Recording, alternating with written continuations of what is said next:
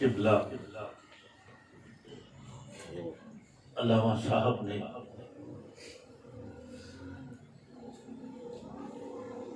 جو ہم نہیں جانتے تھے، اللہ اکبر، واہ واہ واہ واہ،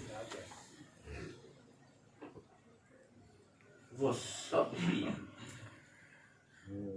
قرآن و حدیث کی روشنی میں سبحان اللہ، بیان فرما دیا۔ سبحان اللہ، بے شک، کوئی اولا نہیں چھڑیا، واہ واہ واہ واہ، کیا کہنے، نہیں نہیں چھڑیا۔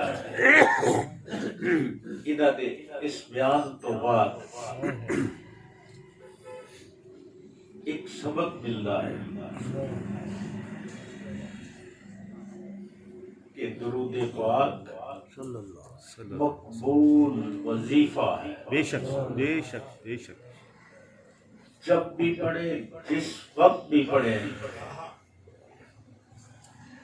وہ مقبول ہے۔ بے شک بے شک، اور جو اہل محبت ہیں، واہ واہ واہ، جو اہل محبت، سبحان اللہ، بے شک، اس طرح کہ علامہ صاحب نے فرمایا جو اہل محبت ہیں وہ جب بھی درود پاک پڑھتے ہیں، واہ واہ واہ، حضور صلی اللہ علیہ وسلم خود ہی سماعت فرماتے ہیں، خود ہی جواب عطا فرماتے ہیں۔ بے شک بے شک، لیکن جو کم محبت والے ہیں، جو کم محبت والے ہیں، ان کا درود پاک فرشتے حضور صلی اللہ علیہ وسلم کی خدمت میں پیش کرتے ہیں، تو رد ان کا بھی نہیں ہوتا۔ آپ نے فرما دیا رد ان کا بھی نہیں ہوتا۔ واہ واہ، اب دیکھیں، یہی محبت ہے سبحان کہ اللہ، حضور صلی اللہ علیہ وسلم سے ناطا جوڑنا ہے تو خلوص والے بن جائیں، بے شک، محبتوں والے بن جائیں۔ سبحان اللہ، یہ ہر جمعہ کو جو اجتماع ہوتا ہے، میں نے علامہ صاحب سے عرض کیا تھا کہ علامہ صاحب یہاں پہ کوئی پروفیشنل چیز نہیں ہوتی ہے، بے شک، یہ سب اللہ تعالیٰ کی رضا کے لیے تشریف لاتے ہیں۔ اور یہ جو ہماری دوستی ہے، یہ کسی لالچ کے لیے نہیں ہے کہ میں یہ سمجھوں کہ شاہ صاحب بیٹھے ہیں، ان سے میں کبھی کوئی کام لے لوں گا اس لیے میں نے ان کے ساتھ تعلق بڑھایا، یا اسی طرح آپ تشریف لاتے ہیں، یہ دل میں اگر خیال ہو کہ ہم شاہ صاحب سے ملیں گے، کچھ باتیں سنیں گے، تو وہ جو سلسلے ہیں وہ بالکل ہی الگ ہو جاتے ہیں۔ لیکن جب ہم اللہ تعالیٰ کی رضا کے لیے ایک دوسرے سے پیار کرتے ہیں تو وہی محبت ہے، اور وہ محبت کبھی ختم نہیں، کیونکہ جس میں لالچ نہیں ہے، جس میں کوئی ذاتی غرض نہیں ہے، خالصتاً اللہ تعالیٰ کی رضا کے لیے جب ہم ایک دوسرے سے محبت کرتے ہیں، وہی محبت جو ہے وہ ہمارے ساتھ ساتھ ہمیشہ ہی رہتی ہے، اور یہاں بھی ہوگی وہاں بھی ہوگی انشاءاللہ۔ اتنا عرصہ ہو گیا الحمدللہ، یہ درود محل کی رونقیں بڑھتی ہی چلی گئی اور جا رہی ہیں۔ ہر آنے والا جمعہ تو المبارک کئی آتے ہیں کئی جاتے ہیں، اللہ اکبر۔ یہ سلسلہ چلتا ہی رہے گا انشاءاللہ، میری زندگی میں تو ختم نہیں ہوگا انشاءاللہ۔ اب میری اولاد پہ آگے منحصر ہے کہ وہ آگے اس کو کس طرح چلاتے ہیں۔ میں آپ سب یہ جانتے ہیں کہ الحمدللہ اس درود محل کو کبھی بھی کوئی اپنی ذاتی مشہوری کے لیے یا نذرانوں کے لیے کبھی بھی یہاں پہ ایسا سلسلہ ہوا نہیں ہے، بے شک بے شک، ہوا نہیں ہے۔ اور اللہ تعالیٰ سے میں دعا مانگتا ہوں کہ میرے مولا ایسے کسی بھی عمل سے ہمیں محفوظ رکھنا. اس میں بس تیری رضا کے لیے ہم آئے، تیری رضا کے لیے سب سے محبت کریں، اور تیری رضا کے لیے ہم یہ لنگر بھی کھائیں اور تقسیم بھی کریں. انشاءاللہ. علامہ صاحب نے کیا خوب کہا کہ جو لوگ، میں ایسا کبھی آج تک میرے دل میں کبھی خیال نہیں ہے، لیکن یہ آپ سب اس وقت سے یہاں جمع ہیں جب سے علامہ صاحب تشریف فرما ہے. اب اس میں کوئی ایسا بندہ نہیں ہے جو صرف لنگر کھانے کے لیے آیا ہو.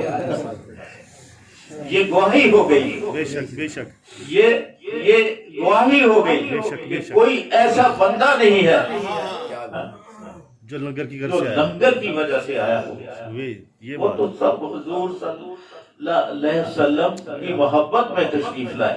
تو میں آپ کا دوبارہ بڑا شکریہ ادا کرتا ہوں، اور میں سمجھتا ہوں کہ جو اتنا عرصہ سے ہم علامہ صاحب کی صحبت سے محروم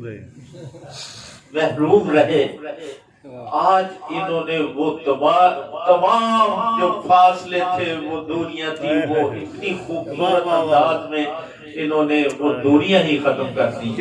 تو اب تو میں یہ سمجھتا ہوں دیر آئے درست آئے، دیر آئے درست آئے. اتنا خوبصورت بیان، اتنا عشق سے لبریز اور دقائق میں بات کی، اور قرآن اور حدیث کے مطابق کوئی ایک ایسا لفظ بھی آپ نے بیان نہیں کیا جو قرآن پاک سے ہٹ کر ہو. بے شک بے شک. یہ ہے مطالعہ، یہ ہے علم سے محبت. سبحان اللہ. اسی لیے تو کہتے ہیں کہ جو باعمل عالم دین ہے، آبد کی 100 سال کی، اور عالم کی ایک دن کی جو عبادت ہے، اللہ اکبر، ان کی صحبت سے اتنی عبادت کا ثواب ملتا ہے. یہ اللہ تعالیٰ کے خزانے ہیں نا. لیکن اس نے کیا مقام عطا فرمایا. یہی تو وہ لوگ ہیں جنہوں نے اللہ تعالیٰ کا پیغام پہنچا رہے ہیں گھر گھر تک، گلی گلی تک. بے شک بے شک. گلی گلی تک پہنچا رہے ہیں. یہ کوئی کام معمولی سا نہیں ہے. اپنی ساری رات مطالعے میں بسر کرتے ہیں. یہ آج احادیث مبارکہ، جنہوں نے یہ احادیث مبارکہ جمع کی ہیں، کئی سو میل پیدل چل کے،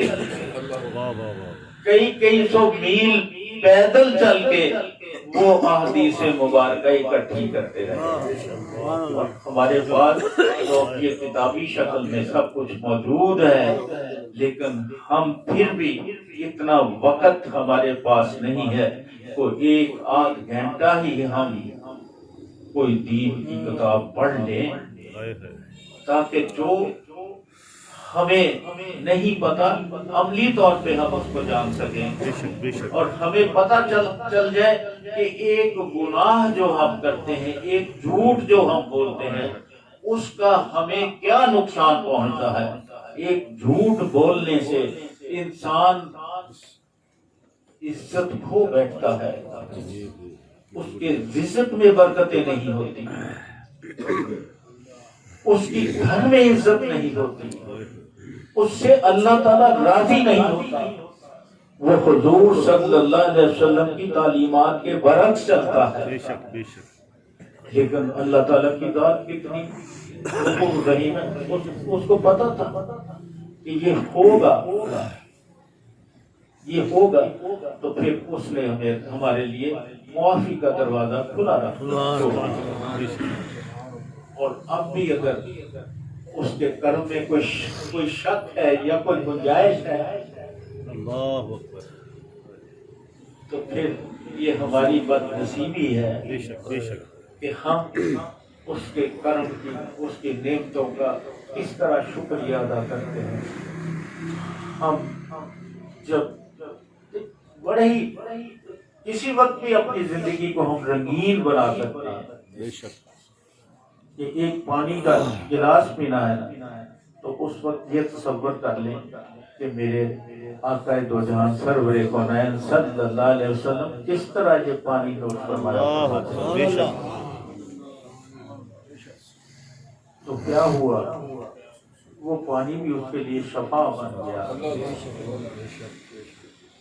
وہ پانی اس کے لیے شفا بن گیا، شفا بن گیا، اور وہ جو لمحہ ان کی یاد میں گزرا وہ ہمارے لیے بخشش کا سامان ہے۔ سبحان اللہ، بے شک بے شک۔ تو علامہ صاحب سے میں عرض کروں گا کہ آپ اپنی محبتوں سے ہمیں کم از کم ایک ماہ میں ایک مرتبہ ضرور نوازا فرمائے۔ سبحان اللہ۔ اللہ تعالیٰ انشاءاللہ آج یہ جمعہ ہے، اس سے جو چوتھا جمعہ ہوگا انشاءاللہ وہ انشاءاللہ علامہ صاحب کو نوٹ قرآن ذیشان، یہ آپ کی ذمہ داری ہے۔ آپ اللہ اکبر جناب ہمارے دوست خلیفہ صاحب، خلیفہ ظفر اقبال، صوفی ظفر اقبال صاحب دعا فرمائیں گے انشاءاللہ، لیکن اس سے قبل علامہ صاحب آپ کو کے پاس ٹائم تھوڑا سا ہے، میں 3 اشعار کے لیے جناب طاہر صاحب جو خود ہی کلام لکھتے ہیں اور خود ہی اور بڑا خوبصورت کلام لکھتے ہیں اور خود ہی پڑھتے بھی ہیں بہت